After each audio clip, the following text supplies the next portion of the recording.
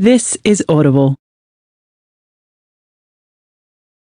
Audible Originals presents the best, worst Christmas, written by Kate Forster and narrated by Rachel Tidd.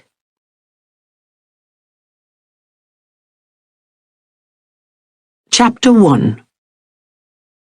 It wasn't that Lily Bolton was afraid of flying, but it certainly did not feel natural to be in a tin can suspended in the air for that long. Of course, she reminded herself, she should have thought about that before she moved to Australia and then decided to fly back home to Britain to surprise her mum for Christmas. It had been 7 years since she'd been in England for Christmas, 9 years since she had seen Tom, and 10 years since she'd finished school. 10 years. A decade. Lily remembered a quote she'd read in a Christmas cracker one year. "A century is about events, but a decade is about people." There were so many people she had met, kissed, slept with, worked with, partied with, holidayed with over the last 10 years, yet her mind still wandered back to Tom. Always Tom.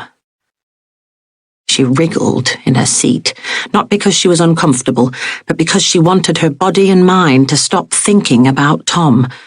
Tom was gone from her life, but Lily had never been good at clean endings or goodbyes. She hadn't even said goodbye to her flatmate, Ellen, when she left Sydney. She'd left a note on the fridge telling Ellen she could have her yogurt, which she knew Ellen was taking teaspoons of in secret. Living with a model was exhausting. "Eat the fucking yogurt and enjoy it," she'd written on the note. She hoped Ellen would. Life was too short not to enjoy eating food. Lily thought about her mum's vegetable and barley soup. It was always her comfort food growing up, especially in front of the television balanced on a tray accompanied with soft, fresh bread. She dreamed of sleeping in her childhood bedroom, all cozy in bed with flannel sheets and a hot water bottle at her feet. The homesickness had crept up on her at the oddest of times, such as when she was presenting a new campaign to a client and he'd commented on her accent, telling her his mum was from Huddersfield. That was the next town on from her village, and the deep yearning she had to take the grotty, slow bus from her village to Huddersfield to shop at Primark was almost painful. Of course, she missed her mum, and she spoke to her most days or texted, but she missed a feeling that didn't exist anymore. She had to remind herself of this fact whenever it popped up, which was happening more and more of late.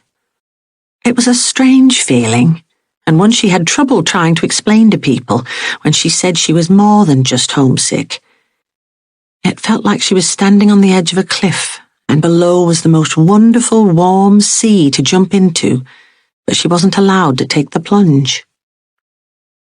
Lily's first Christmas away from home was after she finished university at 22 and lucked out with a job in Sydney. She celebrated it in style on a yacht bobbing about on Sydney Harbour. The sparkling sea combined with the sparkling wine had proved to be a glamorous introduction to an Australian Christmas, especially with the handsome Bryce by her side, who was a balm of muscle and Aussie banter, soothing her wounds from Tom. The next Christmas wasn't as dazzling, but still it was happy, celebrated at a pub in the middle of Sydney with a bunch of loud expats who sang carols and Spice Girls songs and danced on tables after Christmas dinner. There was no handsome Bryce anymore, having left her for a Brazilian beautician who looked better in a bikini on the bow of his yacht. But she kissed a man named Oliver, who, if she squinted, could have looked somewhat like Tom. The third Christmas, her mum came over to Sydney, and they had a walk on Bondi Beach and ate seafood on the balcony while drinking New Zealand white wine. As the years in Sydney went on, she kept finding reasons to stay there for Christmas.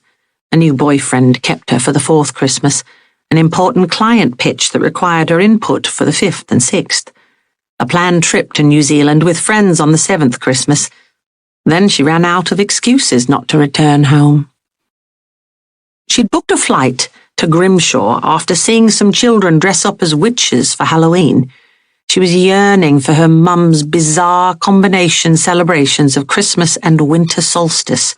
Her mother, Bernice,